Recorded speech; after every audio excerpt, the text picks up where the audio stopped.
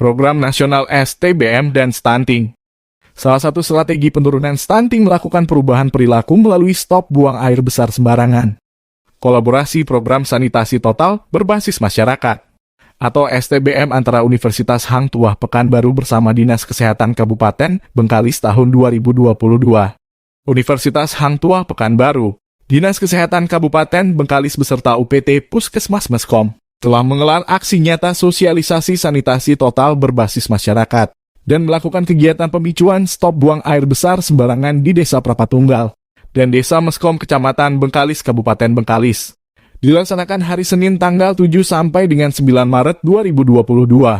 Beberapa bulan yang lalu, kegiatan sosialisasi STBM dan pemicuan stop buang air besar sembarangan dihadiri langsung oleh Ibu Heriwanti dari Universitas Hang Tuah Pekanbaru, Edi Sudarto mahasiswa Universitas Hang Tuah Pekanbaru, SK Saputra dari Dinas Kesehatan, Ardiana Kasubag Tata Usaha UPT Puskesmas Meskom, petugas sanitarian UPT Puskesmas, kepala desa diwakili oleh Bapak RT dan peserta dari masyarakat dibatasi sebanyak 20 orang dan tetap mematuhi protokol kesehatan.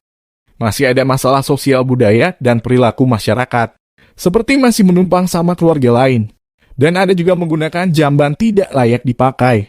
Akan menjadi perhatian kita terutama Desa Meskom sebagai lokasi fokus sanitasi total berbasis masyarakat atau STBM, dan termasuk lokasi fokus stunting di Kabupaten Bengkalis, ujar Ardiana saat membuka kegiatan tersebut. Ibu Heriwanti menyampaikan ucapan terima kasih telah disambut dengan baik. Tujuan kami di sini adalah ingin bersilaturahmi dengan masyarakat yang ada di sini, berkenalan dan belajar keberhasilan serta memberikan pemecahan solusi permasalahan bidang kesehatan khususnya program STBM.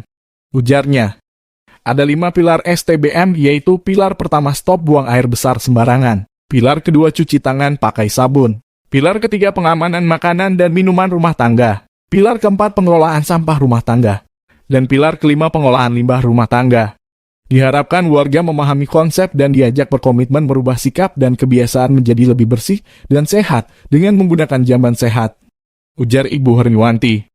Tidak sampai di situ juga dilakukan peninjauan langsung tempat sering dijadikan tempat BAB di rumah warga tidak jauh dari tempat sosialisasi STBM, untuk melihat dan mempelajari bagaimana kehidupan warga di sini, bagaimana setiap hari melakukan buang air besar, bagaimana warga cuci tangan, mendapatkan air minum dan air bersih, dan pengelolaan makanan dan minuman, pengelolaan sampah dan air limbah rumah tangga yang benar.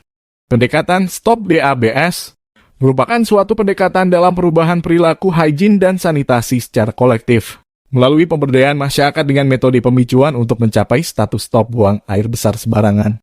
Diharapkan dengan adanya salah satu strategi STBM, ini bisa menurunkan stunting karena ada 3 pilar pokok utama, atau pencegahan sensitivitas seperti ada pilar 1 stop BABS, ada pilar 2 cuci tangan pakai sabun, dan ada pilar pengamanan makanan dan minuman, katanya Ibu Heriwanti.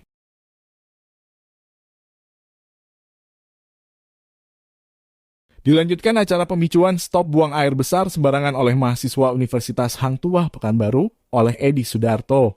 Diawali dengan perkenalan dan tujuan, bina suasana, pembuatan peta wilayah, melihat lokasi yang sering dijadikan tempat buang air besar, alur kontaminasi dan simulasi penghitungan tinja. Saat proses pemicuan stop buang air besar sembarangan, dilanjutkan kita akan menghitung tinja. Semua peserta menjadi ketawa dan ada juga merasa jijik dan suasana menjadi sangat menarik. Mari kita bersama-sama menghitung tinja selama 1 hari 1 bulan dalam 1 tahun dan kita bisa membayangkan jika kondisi seperti ini. Dalam sehari berapa banyak bapak ibu anak yang buang air besar di sembarangan tempat, atau bentuk bangunan sederhana hanya berupa lubang yang menyalurkan tinjai ke dalam tanah.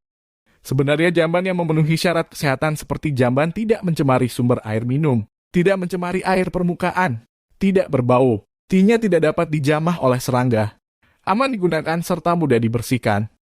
Bila satu orang diasumsikan mengeluarkan kotoran 1 atau 4 kg buang air besar selama 1 hari, dalam satu keluarga ada 4 orang. Artinya satu keluarga membuang air besar sebanyak 1 kg. Kita menghitung yaitu 1 hari ada 4 orang kali 1 atau 4 kg sama dengan 1 kg. Dalam 1 bulan ada 30 hari maka dalam satu keluarga sama dengan 1 kg kali 30 hari sama dengan 30 kg. Kita lanjutkan lagi. Satu desa ada 4 dusun atau RW dan diasumsikan satu dusun atau RW ada 10 kakak.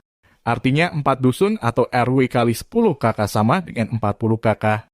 Tadi disebut di atas jika satu kakak dalam satu bulan ada 30 kg.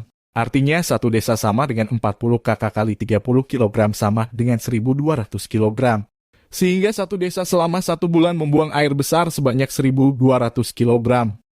Kemudian satu tahun ada 12 bulan. Artinya 12 kali 1.200 kg sama dengan 14.400 kg atau sebanyak 14 ton 400 kg. Artinya kita tidak terbayangkan kebiasaan perilaku warga jika masih ada warga buang air besar sembarangan di tempat terbuka.